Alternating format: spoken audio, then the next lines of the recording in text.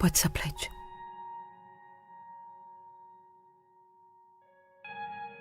Să iei cu tine o bucată de suflet, ciorapii și lenjeria aruncată pe pat.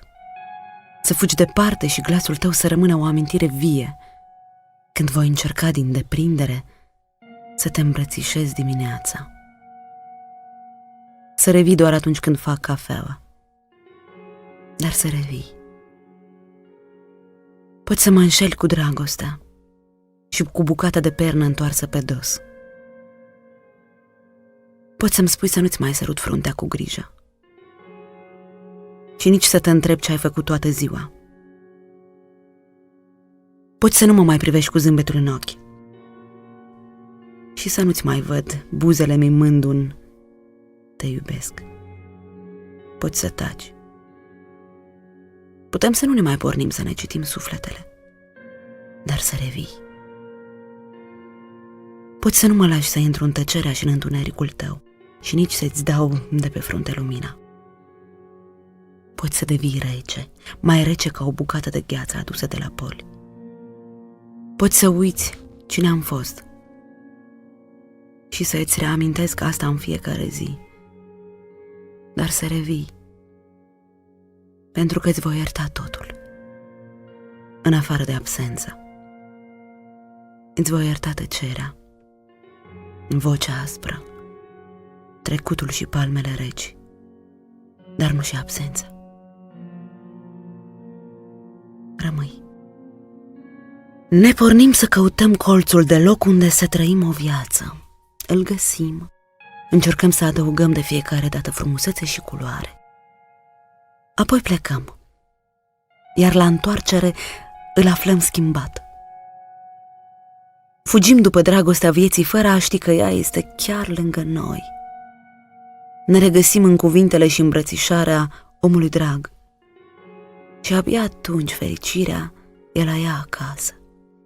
Nu banii, nu vacanța de 5 stele sau casa de pe litoral ne fac să ne regăsim, ci un simplu îți sunt alături, spus de cel căruia i-am oferit și bani și vacanță și tot.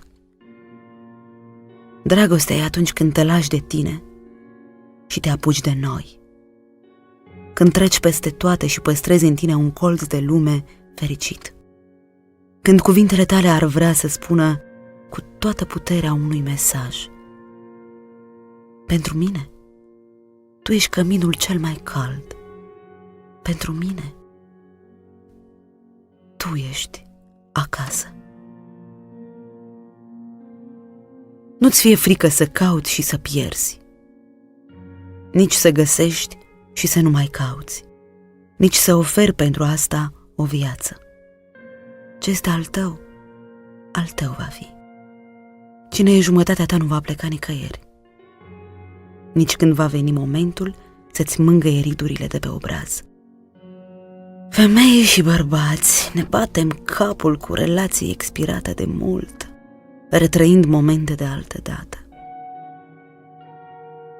Dragostea cu miros de mucegaie ne transformă în niște atei gata să schimbe lucrurile frumoase într-o mocirlă de regrete și neajunsuri și poate și mai rău, în ură.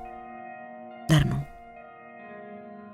Trăiește fiecare moment, clipă, secundă, bucată de timp și bucură-te. Iubește omul de lângă, din prezent.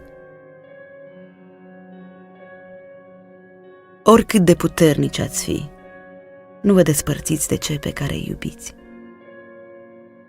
Doar omul la care ții și care te iubește poate să te ducă în cea mai fericită lume și să te scoată din cel mai urât infern.